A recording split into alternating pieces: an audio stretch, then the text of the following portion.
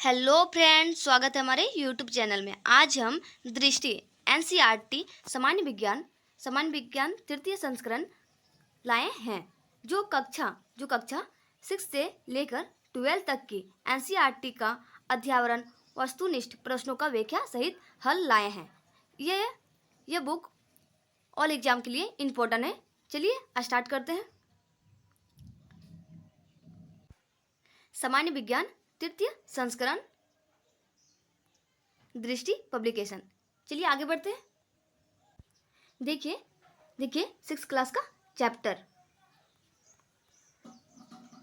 भोजन, यह कहाँ से आता है। भोजन के घटक, तंतु, वस्तु तक, वस्तुओं के समूह बनाना, पदार्थों का पृथक्करण, हमारे चारों ओर के परिवर्तन, पौधों को जानिए, शरीर की गति, सजीव एवं उनका परिवेश, गति एवं दूरियों का मापन, प्रकाश, छाया एवं परावर्तन, विद्युत तथा परिपथ, चुंबकों द्वारा मनोरंजन, जल, हमारे चारों ओर वायु, कचरा संग्रह एवं निपटान। देखिए 16 चैप्टर दिया हुआ है। 16 चैप्टर दिया हुआ है, इसे हम कवर करेंगे। चलिए आगे देखते हैं। देखिए वस्तुनिष्ठ प्रश्न दिया हुआ है। विज्ञान, देखिए फर्स्ट चैप्टर भोजन यह कहाँ से आता है। निम्नलिखित में से कौन सर्वाहारी की श्रेणी में आता है। फर्स्ट में शाकाहारी, बी मांसाहारी, ऑप्शन सी में इन जिसमें ए तथा बी दोनों गुण हो, ऑप्शन डी में इनमें से कोई नहीं। इसका राइट आंसर क्या होगा, ऑप्शन सी, जिसमें ए तथा बी दोनों गुण हो। देखिए जो जंतु केवल पादप खाते हैं उन्हें शाकाहारी कहा जाता है, तथा जो जंतु केवल जंतुओं को खाते हैं उन्हें मांसाहारी कहते हैं। आप इसे तो जानते ही होंगे। देखिए जो जंतु पादप तथा दूसरे प्राणी दोनों को खाते हैं उन्हें सर्वाहारी कहते हैं। ठीक है, आगे देखते हैं। देखिए सेकंड क्वेश्चन, देखिए मधुमक्खियां फूलों से मकरंद एकत्र कर इसे भंडारित करती है क्योंकि, ऑप्शन ए में देखिए फूल और उनका मकरंद वर्ष में केवल कुछ समय ही उपलब्ध होते हैं, ऑप्शन बी में देखिए मधुमक्खियों में अधिक शहद खाने की प्रवृत्ति होती है, ऑप्शन सी में देखिए इनमें आलस्य की प्रवृत्ति होती है और ऐसा करने से उन्हें खाने का भंडार एकत्र होने के बाद काम नहीं करना पड़ता है, ऑप्शन डी में देखिए उपयुक्त सभी। इसका राइट आंसर क्या होगा, ऑप्शन ए, फूल और उनका मकरंद वर्ष में केवल कुछ समय तक ही उपलब्ध होते हैं। ठीक है, देखिए व्याख्या दिया हुआ है। मधुमक्खियां फूलों से मकरंद एकत्र करती है और उसे अपने छत्ते में भंडारित करती है क्योंकि फूल और उनका मकरंद वर्ष के केवल कुछ समय में ही उपलब्ध होते हैं। अंततः मधुमक्खियां इस मकरंद का भंडारण कर लेती है ताकि पूरे वर्ष इसका उपयोग किया जा सके। ठीक है, आगे देखते हैं। निम्नलिखित कथनों पर विचार कीजिए। ऑप्शन ए में देखिए पौधे एवं जंतु भोजन के मुख्य स्रोत है, ऑप्शन बी में देखिए सभी पौधों की जड़ तथा तना, पुष्प और पत्तियों को खाया जाता है, कि 3 नंबर में कुछ पौधों के 2 या 2 से अधिक भाग खाने योग्य होते हैं, और 4 में देखिए कौवा मांसाहारी जीव है। उपयुक्त कथनों में से कौन से कथन सत्य नहीं है। ऑप्शन ए में देखिए 1, 2 और 3, ऑप्शन बी में 2 और 3, ऑप्शन सी में 1 और 4, ऑप्शन डी में 2 और 4। इसका राइट आंसर क्या होगा, ऑप्शन डी, 2 और 4। सूची 1 और सूची 2 में सम्मिलित कीजिए और सूचियों के नीचे दिए गए कूट का प्रयोग कर सही उत्तर का चयन कीजिए। देखिए सूची 1 में और सूची 2 में शेर एवं बाघ क्या है, सभी जंतु उत्पाद है, दूसरे जंतुओं को खाते हैं, इसे मिलान करना है। शाकाहारी, देखिए शाकाहारी क्या होगा, पादप उत्पाद। देखिए सी में देखिए पालक और फूलगोभी सभी सब्जियां हैं। देखिए दूध और पनीर और घी, ये सभी जंतु उत्पाद है। ठीक है, आगे बढ़ते हैं। देखिए सेकंड चैप्टर भोजन के घटक। ऑप्शन देखिए A1 नंबर क्वेश्चन, निम्नलिखित में से कौन सा भोजन के पोषक तत्वों में सम्मिलित है। देखिए 1 में खनिज और लवण, ऑप्शन 2 में देखिए विटामिन, और 3 में देखिए आहारी रेशे रुक्षांश। देखिए नीचे दिए गए कूट में से सही उत्तर चुनिए। केवल एक, ऑप्शन ए में, ऑप्शन बी में केवल एक और दो, ऑप्शन सी में केवल दो, ऑप्शन डी में एक और दो और तीन। इसका राइट आंसर क्या होगा? ए, एक और दो। आगे बढ़ते हैं। देखिए व्याख्या दिया गया है, भोजन के मुख्य पोषक तत्वों में कार्बोहाइड्रेट, प्रोटीन, वसा, विटामिन तथा खनिज लवण सम्मिलित है। इसके अतिरिक्त भोजन में आहारी रेशे, रुक्षांश और जल भी होता है। रुक्षांश हमारे शरीर को कोई पोषक प्रदान नहीं करते हैं। ठीक है, देखिए सेकंड क्वेश्चन देखिए, भोजन के विभिन्न पोषकों तत्वों के संदर्भ में निम्नलिखित कथनों पर विचार कीजिए। ऑप्शन ए में देखिए, एक नंबर देखिए, कार्बोहाइड्रेट तथा वसा हमारे शरीर को मुख्य रूप से ऊर्जा प्रदान करते हैं। देखिए 2 नंबर में, प्रोटीन तथा खनिज लवण हमारे शरीर की वृद्धि तथा अनुरक्षण के लिए आवश्यक होते हैं। 3 में देखिए, विटामिन हमारे शरीर की रोगों से रक्षा करने की सहायता करते हैं। देखिए उपयुक्त कथनों में से कौन सा सही है? ऑप्शन ए में केवल एक और दो, ऑप्शन बी में केवल दो और तीन, ऑप्शन सी में देखिए केवल एक और तीन, ऑप्शन डी में देखिए एक और दो और तीन। इसका राइट आंसर क्या होगा? ऑप्शन डी, एक, दो और तीन। ठीक है, देखिए व्याख्या पढ़ लेते हैं। देखिए उपयुक्त तीनों कथन सही है। कार्बोहाइड्रेट वसा से शरीर को ऊर्जा मिलती है। कार्बोहाइड्रेट वसा से शरीर को ऊर्जा मिलती है। प्रोटीन तथा खनिज लवण शरीर की वृद्धि अनुरक्षण के लिए आवश्यक है। ठीक है, देखिए विटामिन हमारे शरीर के रोगों से रक्षा करने में सहायता देते हैं, जबकि रुक्षांश बिना पचे भोजन को बाहर निकालने में हमारे शरीर की सहायता करता है। ठीक है, आगे बढ़ते हैं। देखिए थर्ड नंबर क्वेश्चन, कार्बोहाइड्रेट के विभिन्न प्रकारों के संदर्भ में निम्नलिखित पर विचार कीजिए। ऑप्शन एक नंबर देखिए अमीनो अम्ल, 2 में देखिए मंड, 3 में देखिए शर्करा। देखिए उपयुक्त में से कौन से कार्बोहाइड्रेट का प्रकार नहीं है? ऑप्शन ए में देखिए केवल एक, ऑप्शन बी में देखिए केवल एक और दो, ऑप्शन सी में देखिए दो और तीन, ऑप्शन डी में एक, दो और तीन। इसका राइट आंसर क्या होगा? ऑप्शन ए, केवल एक, अमीनो अम्ल। देखिए कार्बोहाइड्रेट कई प्रकार के होते हैं। हमारे भोजन में पाए जाने वाले मुख्य कार्बोहाइड्रेट मंड तथा शर्करा के रूप में होते हैं। अमीनो अम्ल प्रोटीन होते हैं। ठीक है, आगे देखते हैं क्वेश्चन, वसा भोजन का एक महत्वपूर्ण घटक है। वसा के संदर्भ में निम्नलिखित कथनों पर विचार कीजिए। एक नंबर देखिए, भोजन में वसा की अधिक मात्रा मोटापे के कारण बनती है। देखिए 2 नंबर, वसा शरीर को ऊर्जा प्रदान करती है। 3 नंबर देखिए, वसा की तुलना में कार्बोहाइड्रेट की समान मात्रा से हमें अधिक ऊर्जा प्रदान होती है। ठीक है, आगे देखते हैं, निम्नलिखित कथनों में से कौन से सही है? केवल एक और दो, ऑप्शन सी में केवल दो और तीन, ऑप्शन डी में एक, दो और तीन। इसका राइट आंसर क्या होगा? ऑप्शन बी, केवल एक और दो। देखिए व्याख्या, कथन एक और दो सही है, परंतु कथन 3 गलत है, क्योंकि कार्बोहाइड्रेट की तुलना में वसा की समान मात्रा से हमें अधिक ऊर्जा प्रदान होती है। ठीक है, 5 नंबर देखते हैं। देखिए पोषक तत्वों के अलावा जल भी भोजन का हिस्सा होता है। इस प्रकार इस रूप में जल के संदर्भ में निम्नलिखित कथनों पर विचार कीजिए। एक में देखिए, कुछ सीमा तक शरीर के लिए आवश्यक जल की पूर्ति खाद्य पदार्थों में उपस्थित जल से हो जाती है। देखिए 2 में, जल भोजन में उपस्थित पोषकों को अवशोषित करने और मूत्र तथा पसीने के रूप में अवशिष्ट पदार्थों को शरीर से बाहर निकालने में सहायता करता है। देखिए उपयुक्त कथनों में से कौन सा कथन सही है? ऑप्शन ए में देखिए केवल एक, ऑप्शन बी में देखिए केवल दो, ऑप्शन सी में एक और दो दोनों, ऑप्शन डी में न तो एक और ना ही दो। इसका राइट आंसर क्या होगा? ऑप्शन सी, एक और दो दोनों। ठीक है, दोनों सही है। व्याख्या देखिए, दोनों कथन सही है। सामान्यतः हमारे शरीर को जितने जल की आवश्यकता होती है वो उन वस्तुओं से प्राप्त होता है जिन्हें हम द्रव के रूप में लेते हैं, जैसे कि दूध, जल और चाय इत्यादि।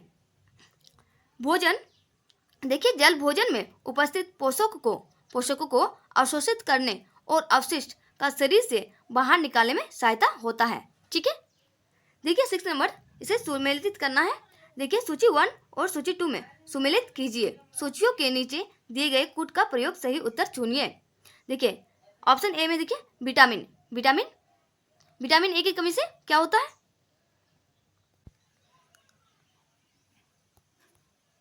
देखिए विटामिन ए की कमी से दृष्टिहीनता, विटामिन बी की कमी से बेरी, विटामिन सी की कमी से स्कर्वी और विटामिन डी की कमी से रिकेटस। ठीक है, देखिए इसका व्याख्या देखिए।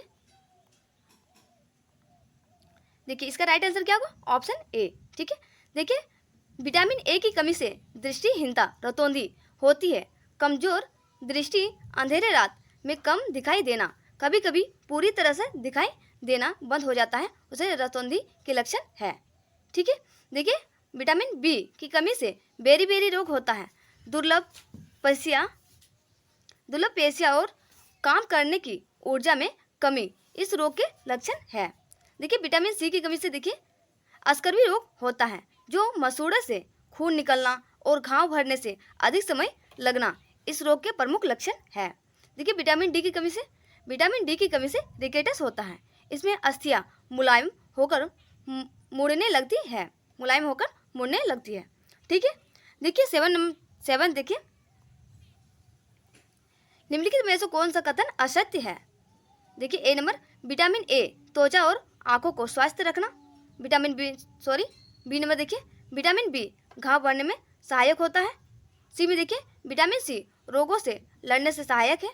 और डी में देखिए विटामिन डी हमारे अस्थियों और दांतों के लिए कैल्शियम का उपयोग करने से हमारे शरीर की सहायता करता है।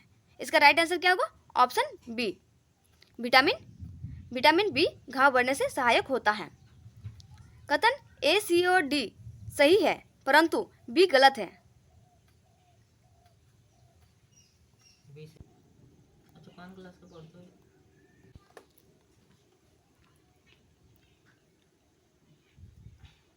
परंतु बी गलत है, क्योंकि विटामिन बी कार्बोहाइड्रेट के पाचन में सहायक होता है। घाव भरने में सहायक विटामिन सी है। देखिए विटामिन सी भोजन पकाने में गर्मी आसानी से नष्ट हो जाता है। ठीक है, आगे बढ़ते हैं। देखिए 8 नंबर, देखिए निम्नलिखित युग्म पर विचार कीजिए। खनिज और अभावजन्य रोग। देखिए फर्स्ट में कैल्शियम, 2 में देखिए आयोडीन और 3 में लोह। ठीक है, देखिए इसे उपयुक्त देखिए 8 नंबर क्वेश्चन देखिए, निम्नलिखित युग्म पर विचार कीजिए।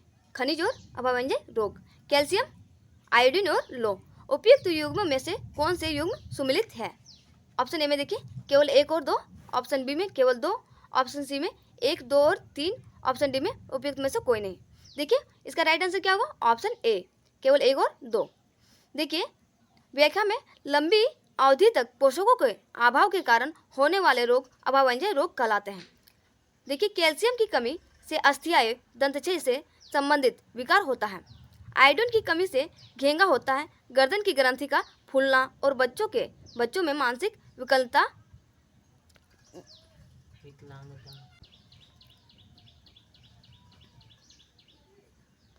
विकलांगता इसके प्रमुख लक्षण है। आगे देखिए लोह की कमी से अरक्तता होती है। इस कारण रोगी कमजोरी का अनुभव करता है। 9 नंबर क्वेश्चन देखिए, मानव शरीर में धीमी वृद्धि निम्नलिखित में से किस कमी के कारण होती है? ऑप्शन ए में vitamin, option B protein, option C वसा, ऑप्शन डी उपयुक्त में से कोई नहीं। इसका राइट आंसर क्या होगा? इसका राइट आंसर होगा ऑप्शन बी। व्याख्या देखिए, मानव शरीर की धीमी वृद्धि प्रोटीन की कमी के कारण होती है। यदि प्रोटीन तथा कार्बोहाइड्रेट दोनों ही किसी व्यक्ति के आहार में लंबे समय तक अनुपस्थित रहे तो उसकी वृद्धि पूरी तरह से अवरुद्ध हो जाएगी। ठीक है, देखिए 3 चैप्टर तंतु एवं वस्त्र तक। 1 नंबर देखिए तागा मतलब धागा पतले तंतुओं से मिलकर बनता है। इस तंतुओं के संदर्भ में निम्नलिखित कथनों में कौन सा सही नहीं है? ए में देखिए रुई और जूट जैसे तंतु पादपों से प्राप्त किए जाते हैं। बी में देखिए जूट नारियल का बाहरी आवरण है। ऑप्शन सी में देखिए रेशम तंतु रेशम कीट के कोकून से खींचा जाता है। डी में देखिए ऊन तथा रेशम जंतुओं से प्राप्त होते हैं। इसका राइट आंसर क्या होगा? Option B. जूट नारियल बाहरी आवरण होता है। देखिए व्याख्या, तांगा अनेक तंतुओं की पतली लड़ियों से मिलकर बनता है। रुई और जूट जैसे तंतु पादपों से प्राप्त होते हैं। जूट पटसन के रेशे हैं। पटसन एवं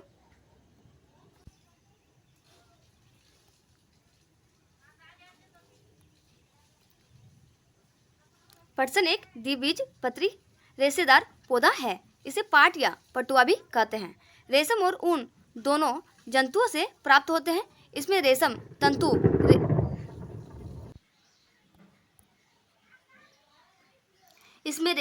तंतु रेशम कीट के कोकून से खींचा जाता है तथा ऊन भेड़, बकरी, खरगोश, ऊंट तथा याक के बालों से प्राप्त की जाती है। अतः कथन भी गलत है। ठीक है, आगे बढ़ते हैं। देखिए 2 नंबर, निम्नलिखित में से विचार कीजिए। उपयुक्त तंतुओं में से कौन से संश्लेषित तंतु का उदाहरण है? ऑप्शन ए में केवल 1 और 2, 3। ऑप्शन बी में केवल 2, 3 और 4। ऑप्शन सी में केवल 1 और 5। ऑप्शन डी में केवल 2 और 3 और 5। इसका राइट आंसर क्या होगा? ऑप्शन बी, प्लास्टिडर, पॉलिस्टर।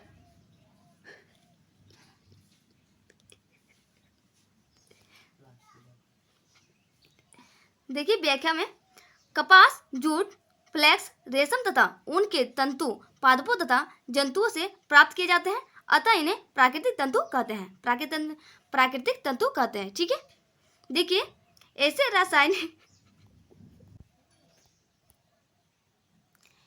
रासायनिक पदार्थों से निर्मित तंतु जिनका स्रोत पादप अथवा जंतु नहीं है, संश्लिष्ट तंतु कहलाते हैं। पॉलिस्टर, नायलॉन और एक्रिलिक संश्लेषित तंतुओं के उदाहरण है। ठीक है, आगे देखिए 3 नंबर देखिए, भारत में पटसन जूट की खेती प्रमुख रूप से की जाती है। ऑप्शन देखिए 1 नंबर पश्चिम बंगाल, 2 में केरल, 3 में बिहार और डी में असम। इसका राइट आंसर क्या होगा? इसका राइट आंसर होगा सी। ठीक है, बिहार। आगे देखिए इसका व्याख्या क्या लिखा है।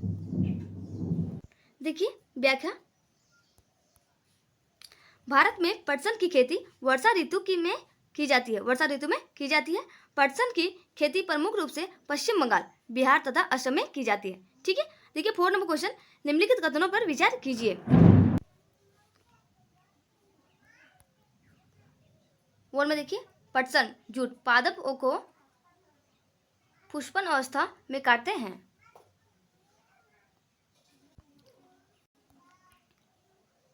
पटसन जूट पादप को पुष्पन अवस्था में काटते हैं। 2 नंबर दे देखिए, पटसन के तनों को कुछ दिनों तक जल में डुबोकर रखते हैं।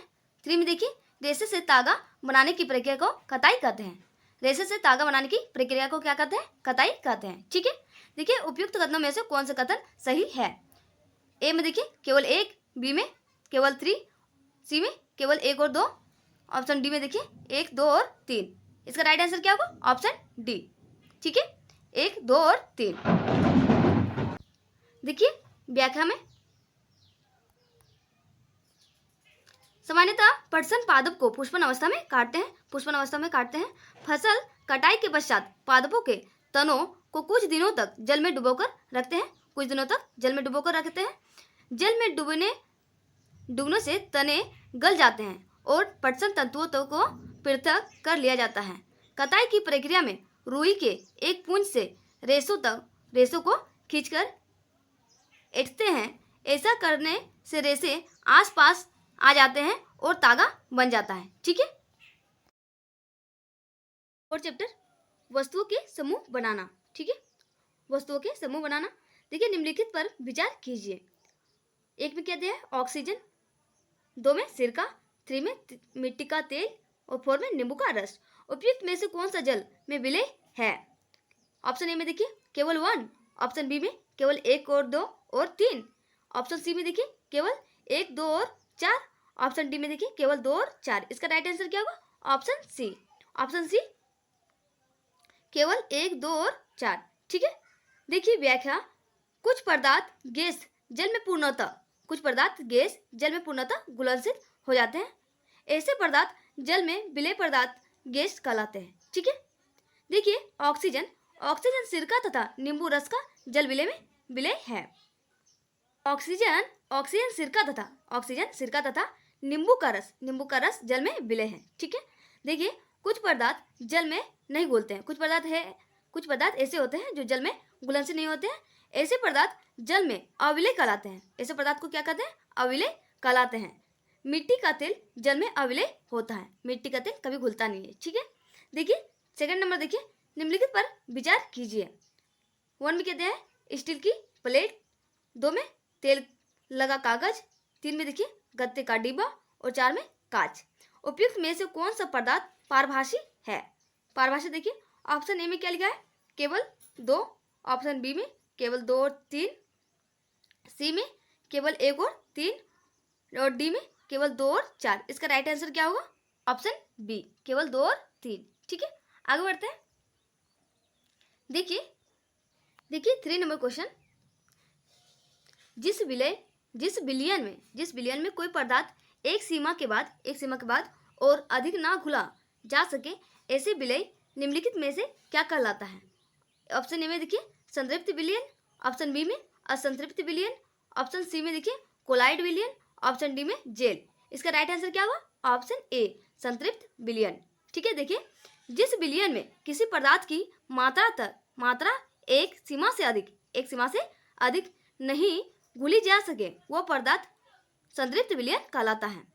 क्या कहलाता है? वो पदार्थ संतृप्त विलयन कहलाता है। ठीक है, देखिए 4 नंबर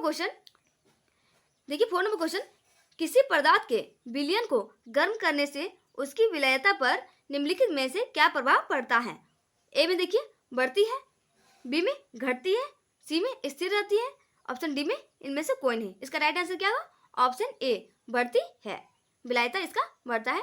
देखिए विलयन का तापमान बढ़ने पर उसकी विलयता बढ़ती है। विलयन का तापमान जैसे जैसे बढ़ता है उसकी विलयता बढ़ती जाती है। ठीक है, देखिए 5 चैप्टर पदार्थों का पृथक्करण। 1 नंबर देखिए पदार्थों के पृथक्करण के संदर्भ में निम्नलिखित पर विचार कीजिए। 1 में निष्पावन, 2 में देखिए निस्तारण, 3 में निस्यंदन। ठीक है, देखिए उपयुक्त में से कौन सा पृथक्करण की विधियां है? ए में देखिए केवल 1 और 2, बी में केवल 2, सी में केवल 1 और 3 और डी में 1, 2 और 3। देखिए इसका राइट आंसर क्या होगा? ऑप्शन डी, 1, 2 और 3। देखिए निष्पावन, निस्तारण और निस्यंदन तीनों ही मिश्रणों से अवयवों के पृथक्करण की विधियां हैं। क्या बोल रहा है? निष्पावन, निस्तारण और निस्यंदन तीनों मिश्रणों में से अवयवों के पृथक्करण की विधियां हैं। इसके अतिरिक्त हस्तचयन, चालन, अवसादन, थ्रेसिंग और वाष्पन भी मिश्रणों से उसके अवयवों के पृथक्करण की कुछ अन्य विधियां है। ठीक है, आगे देखिए दूसरा नंबर क्वेश्चन, पृथक्करण की विधियों के प्रयोग के संदर्भ में निम्नलिखित में से कौन सा कथन सही नहीं है? देखिए ए में किसी मिश्रण के कणों के आपमाप में अंतर का उपयोग चालन तथा निस्यंदन प्रक्रियाओं द्वारा पृथक्करण में किया जाता है। बी में देखिए रेत और जल के मिश्रण में रेत के भारी कण तली में बैठ जाते हैं और अवसादन की विधि द्वारा जल को उड़ेलकर पृथक किया जाता है। देखिए इसका राइट आंसर क्या होगा? Option B. ठीक है, देखिए व्याख्या, औजारों में लोहे के फलक में एक वलय होता है। औजारों के फलक में क्या होता है? लोहे के फलक में एक वलय होता है जिसमें लकड़ी के हत्थे को फंसा दिया जाता है। साधारणतया इस वलय का आपमाप लकड़ी के हत्थे के घेरे से थोड़ा छोटा होता है। हत्थे को वलय में फंसाने के लिए वलय को गर्म करते हैं। फंसाने के लिए क्या करते हैं? उसे गर्म करते हैं जिससे उसका आकार बड़ा हो जाता है और फैल जाता है। तब हत्था आसानी से इसमें जड़ दिया जाता है। जब वलय ठंडा होता है तो सिकुड़ जाता है, और ठंडा होने से सिकुड़ जाता है, जिससे यह हत्थे पर कस जाता है। ठीक है, देखिए इसी प्रकार के परिवर्तन का उपयोग बैलगाड़ी के लकड़ी के पहियों पर लोहे के रिम को कसने के लिए भी किया जाता है। ठीक है, देखिए दूसरा नंबर क्वेश्चन देखिए, निम्नलिखित पर विचार कीजिए। एक में देखिए कागज का जलना, 2 में दूध का दही बनना, 3 में नमक का पानी में घुलना, और 4 में कुम्हार द्वारा मिट्टी के ढेर को बर्तन में बदलना। ठीक है, देखिए उपयुक्त में से कौन से परिवर्तन उत्क्रमित किए जा सकते हैं। देखिए एक में केवल 1 और 2, बी में केवल 2 और 3, सी में केवल 1 और 3, और डी में केवल 3 और 4। इसका राइट आंसर क्या होगा? ऑप्शन डी, केवल 3 और 4। नमक का पानी में घुलना और कुम्हार द्वारा मिट्टी के ढेर को बर्तन में बदलना। ठीक है, देखिए इसका व्याख्या क्या दिया है। कुछ परिवर्तनों को उत्क्रमित किया जा सकता है तथा कुछ को नहीं। ठीक है, कागज का जलना तथा दूध का दही बनना, ये परिवर्तन उत्क्रमित नहीं किए जा सकते हैं, इसे दोबारा हम नहीं किए जा सकते हैं। जबकि नमक का पानी में घुलना तथा कुम्हार द्वारा मिट्टी के ढेर को बर्तन में बदलना उत्क्रमित किए जा सकते हैं। बात सही है, किए जा सकने वाले परिवर्तन है, परंतु कुम्हार द्वारा मिट्टी के बर्तनों को भट्टी से सेकने के बाद हुए परिवर्तन को उत्क्रमित नहीं किया जा सकता। देखिए 7 चैप्टर पौधों को जानिए। फर्स्ट क्वेश्चन देखिए, पुष्प के विभिन्न भागों में निम्नलिखित में से कौन सा सम्मिलित नहीं है। ए में देखिए 1 नंबर बाह्य दल, 2 में पंखुड़ी, 3 में पुंकेसर, 4 में स्त्री केसर, 5 में मुलाकुर। देखिए नीचे दिए गए कूट का प्रयोग करके सही उत्तर चुनिए।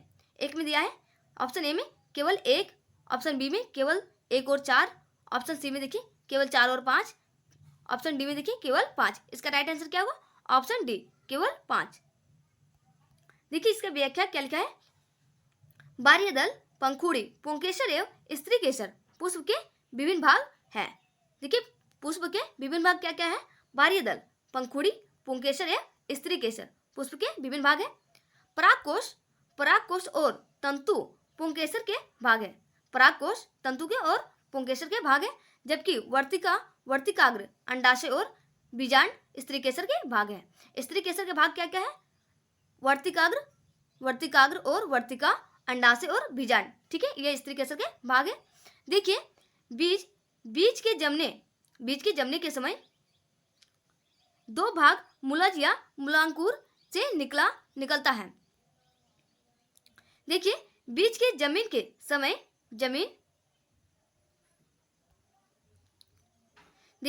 बीज के जमने के समय जो भाग मूलज या मूलांकुर से निकलता है उसे जड़ कहते हैं। अतः मूलांकुर बीज से संबंधित है। ठीक है, आगे देखते हैं। देखिए सेकेंड क्वेश्चन देखिए, पत्तियों के संदर्भ में निम्नलिखित में से कौन सा कथन सही नहीं है। एक में देखिए पत्ती में सिराओं का प्रतिरूप सिरा विन्यास कहलाता है, यह जालिका रूपी अथवा समांतर हो जाता है। बी में देखिए पत्ती में पर्णवृत्त और फलक होते हैं। सी में देखिए पत्तियां सूर्य के प्रकाश की उपस्थिति में ही मन संश्लेषित करती है। डी में क्या लिखा है? पत्तियों वायुमंडल में उपस्थित जलवाष्प का कुछ हिस्सा भोजन बनाने की प्रक्रिया का ग्रहण करती है। इसका राइट आंसर क्या होगा? ऑप्शन डी, पत्तियां वायुमंडल में उपस्थित जलवाष्प का कुछ हिस्सा भोजन बनाने की प्रक्रिया का ग्रहण करती है। ठीक है, देखिए व्याख्या, कथन ए, बी, सी सही है, परंतु कथन डी गलत है, क्योंकि पत्तियां वायुमंडल से जलवाष्प ग्रहण नहीं करती हैं। वायुमंडल से जल ग्रहण नहीं करती है, बल्कि वाष्पोत्सर्जन की क्रिया द्वारा बड़ी मात्रा में जलवाष्प को वायुमंडल में निष्कासित करती है। ठीक है, देखिए 3 नंबर क्वेश्चन, तने 2 तरफा मार्ग का कार्य करते हैं। तनों के कार्य के संदर्भ में निम्नलिखित कथनों पर विचार कीजिए। एक में क्या लिखा है? तना जल एवं खनिज को पत्ती नलिकाओं द्वारा पत्तियों तथा पौधे के अन्य भागों तक पहुंचाता है। 2 में देखिए पत्तियों द्वारा बना भोजन तनों से होकर ही पौधे के विभिन्न भागों में संग्रहित होता है। देखिए उपयुक्त कथनों में से कौन सा कथन सही है? ए में देखिए केवल एक, बी में केवल दो, सी में केवल एक और दो दोनों, ऑप्शन डी में न तो एक और ना ही दो। इसका राइट आंसर क्या होगा? ऑप्शन सी, एक और दो दोनों। ठीक है, देखिए व्याख्या क्या लिखा है? तना उपयुक्त दोनों कार्य संपन्न करने में महत्वपूर्ण भूमिका निभाता है, महत्वपूर्ण कार्य निभाता है। तने अनेक प्रकार के होते हैं, तने अनेक प्रकार के होते हैं। ये कठोर कठोर मुलायम कमजोर हो जाते हैं। वृक्षों के तने कठोर होते हैं, वृक्षों के तने कठोर होते हैं। देखिए कमजोर तने वाले पौधे सीधे खड़े नहीं हो पाते हैं और ये भूमि पर फैल जाते हैं। इन्हें विसर्पी लता कहते हैं, विसर्पी लता कहते हैं। जबकि कुछ पौधे आरोही कहलाते हैं, कुछ पौधे ऐसे होते हैं जो उसे आरोही कहते हैं। ठीक है, देखिए 4 नंबर क्वेश्चन, जड़ों के संदर्भ में निम्नलिखित कथनों पर विचार कीजिए। एक में क्या लिखा है? एक नंबर में जड़ें मिट्टी से जल और खनिज पदार्थों का अवशोषण करती है तथा पौधों को मिट्टी में दृढ़ता में जमाए रखती है। 2 में देखिए जलिका रूपी सीरा विन्यास युक्त पत्तियों वाले पौधों की जड़ें रेशेदार होती है, जबकि समांतर सीरा विन्यास युक्त पत्तियों वाले पौधों की जड़ें मूसला जड़ें होती है। देखिए उपयुक्त कथनों में से कौन सा कथन सही है? ए में देखिए केवल एक, बी में केवल दो, सी में एक और दो दोनों, और ऑप्शन डी में देखिए ना तो एक और ना ही दो। इसका राइट आंसर क्या होगा? Option A. ठीक है, केवल एक। देखिए कथन एक सही है जबकि कथन दो गलत है। जड़ें मुख्यतः दो प्रकार की होती है। देखिए जड़ कितने प्रकार की होती है? दो प्रकार की होती है। देखिए कौन कौन जड़ होते हैं? मूसला जड़ एवं रेशेदार जड़, मूसला जड़ और रेशेदार जड़ होते हैं। झगड़ा जड़ इसे कहते हैं। देखिए जालिका रूपी सीरा विन्यास युक्त पत्तियों वाले पौधों की जड़ें मूसला जड़ होती है। ठीक है, जबकि समांतर सीरा विन्यास युक्त पत्तियों वाले पौधे की जड़ें रेशेदार होती है। ठीक है, आगे देखते हैं। देखिए 5 निम्नलिखित में से एक जड़ नहीं है। देखिए क्या कौन एक जड़ नहीं है? ऑप्शन ए में गाजर, ऑप्शन बी में मूली, ऑप्शन सी में आलू, ऑप्शन डी में सलजम। इसका राइट आंसर क्या होगा? ऑप्शन सी, आलू एक जड़ नहीं है। देखिए व्याख्या में आलू एक तना है। ठीक है, जबकि गाजर, मूली, सलजम, शकरकंद और टेपियोका जड़ें हैं। ये सब जड़ें हैं। इन्हें हम खाने में प्रयोग करते हैं, इन्हें खाने में हम प्रयोग करते हैं। ठीक है, जबकि आलू एक तना है। ठीक है, याद रखिएगा। देखिए 6 नंबर क्वेश्चन, निम्नलिखित में से कौन से प्रकाश संश्लेषण की क्रिया के लिए आवश्यक है? ए में देखिए ऑप्शन ए 1 में क्लोरोफिल, 2 में कार्बन डाइऑक्साइड, 3 में ऑक्सीजन, 4 में जल और 5 में प्रकाश। देखिए नीचे दिए गए कूट की सहायता से सही उत्तर चुनिए।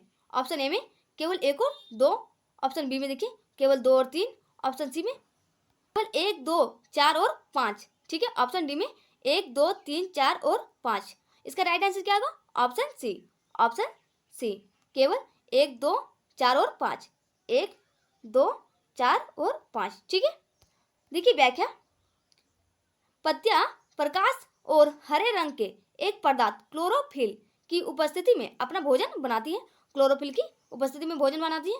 इस प्रक्रिया में जल एवं कार्बन डाइऑक्साइड का उपयोग करती है।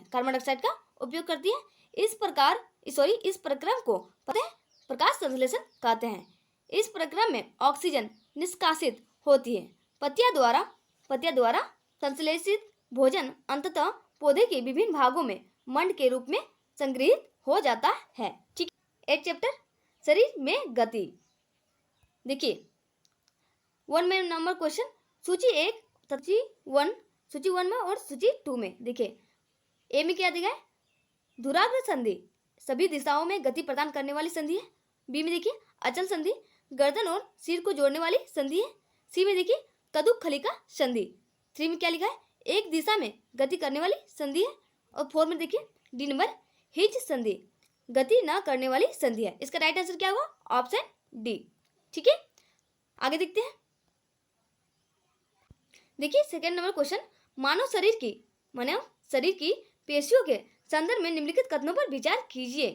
1 नंबर देखिए, संकुचन की अवस्था में पेशी छोटी, कठोर एवं मोटी हो जाती है, यह अस्थि को खींचती है। ठीक है।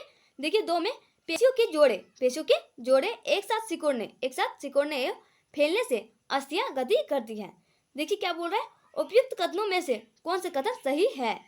ऑप्शन ए में देखिए केवल 1, ऑप्शन बी में केवल 2, ऑप्शन सी में 1 और 2 दोनों, ऑप्शन डी में ना तो 1 और ना ही 2। इसका राइट आंसर क्या होगा, ऑप्शन ए केवल 1। ठीक है।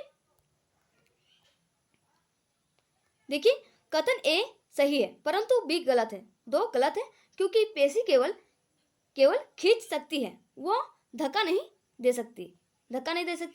पेशियों के जोड़े के एकांतरण क्रम में सिकुड़ने एवं फैलने से अस्थियां गति करती है, न कि एक साथ सिकुड़ने और फैलने से। ठीक है।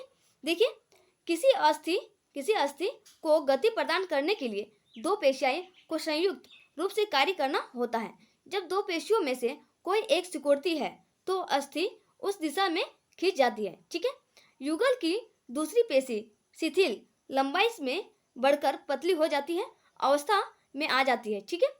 देखिए क्या बोल रहा है, अस्थि को विपरीत दिशा में गति प्रदान करने के लिए अब शिथिल पेशी सिकुड़कर अस्थि को अपनी पूर्व स्थिति में खींचती है, जबकि पहली पेशी अब शिथिल हो जाती है। ठीक है।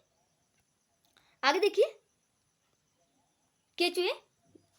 देखिए 3 नंबर क्वेश्चन, केचुए की शरीर रचना एवं उपयोगिता के संदर्भ में निम्नलिखित में से कौन सा कथन सही नहीं है। ए में देखिए केचुओं का मेरुदंड लंबा तथा शरीर की पेशियां छिन्न एवं असंख्य होती है। बी में देखिए केचुए में गति शरीर की पेशियों के बारी से विस्तारण एवं संकुचन से होती है। ठीक है। देखिए सी नंबर, शरीर की अर्ध सतह पर सूख बाल जैसी आकृति केचुए को भूमि पर पकड़ बनाने में सहायक है। डी में देखिए केचुए मिट्टी को उपजाऊ बनाने के सहायक होते हैं। इसका राइट आंसर क्या होगा, ऑप्शन ए। ठीक है। इसका राइट आंसर क्या है, ऑप्शन ए। ठीक है। आगे देखिए व्याख्या में क्या लिखा है, केचुए के शरीर में अस्थियां नहीं होती है, परंतु इसमें पेशियां होती है। ये पेशियां इसके शरीर के घटने, संकुचन और बढ़ने विस्तारण में सहायता करती है। पेशियों के संकुचन और विस्तारण की प्रक्रिया से ही केचुआ गति करता है। अतः कथन ए गलत है, कथन बी, सी व डी सही है। ठीक है। देखिए केचुए के शरीर में छोटे अनेक सूख मिट्टी में उसकी पकड़ को मजबूत बनाते हैं। इसके शरीर में कुछ चिकने पदार्थ होते हैं, ये भी इसके चलने में सहायक होते हैं। ठीक है। देखिए केचुए अपने रास्ते में आने वाली मिट्टी को खाते हैं। उनका शरीर अनपचे पदार्थों को बाहर निकालता है। केचुए द्वारा किया गया यह कार्य मिट्टी को उपजाऊ बना देता है, जिससे पौधों को फायदा होता है। ठीक है। देखिए 4 नंबर क्वेश्चन, केचुए के शोषण के संदर्भ में निम्नलिखित में से कौन सा कथन सही है। ए में देखिए केचुए नासिका ग्रंथियों के द्वारा शोषण करते हैं। बी में देखिए केचुए त्वचा द्वारा शोषण करते हैं। सी में देखिए केचुए मुख द्वारा शोषण करते हैं। और डी में देखिए उपयुक्त में से कोई नहीं। राइट आंसर क्या होगा, ऑप्शन बी, केचुए त्वचा द्वारा शोषण करते हैं। ठीक है। ऑप्शन बी सही है। ठीक है। देखिए 5 नंबर क्वेश्चन, निम्नलिखित कथनों पर विचार कीजिए। ए में 1 नंबर, घोंगे का कवच इसका बाहरी कंकाल कहलाता है, परंतु यह अस्थियों का नहीं बना होता है। 2 में देखिए घोंगे के पेशीय पाद चलने में उसकी सहायता करते हैं। 3 में देखिए यह कवच घोंगे के वजन को संतुलित करता है, इससे भी उसे चलने में सहायक मिलती है। उपयुक्त कथनों में से कौन सा सही है, केवल 1 और 2। बी में देखिए केवल 1 और 3, सी में केवल 2 और 3 और डी में 1, 2 और 3। इसका राइट आंसर क्या होगा, ऑप्शन ए, केवल 1 और 2। ठीक है। घोंगे का कवच इसका बाहरी कंकाल है, परंतु यह अस्थियों का नहीं बना होता है। यह कवच एकक होता है और यह घोंगे को चलने में कोई सहायता नहीं करता है। ये घोंगे के साथ खींचता जाता है, अतः कथन 3 गलत है। ठीक है, देखिए घोंगे के पाद पैर एक मोटी मांसल संरचना के रूप में होते हैं जो दृढ़ पेशियों के बने होते हैं। घोंगा अपने इन्हीं पेशीय पाद की सहायता से चलता है। ठीक है, धन्यवाद फ्रेंड। अगर मेरा वीडियो आपको पसंद आए तो शेयर एंड सब्सक्राइब कर दीजिएगा। फिर मिलते हैं नेक्स्ट वीडियो में।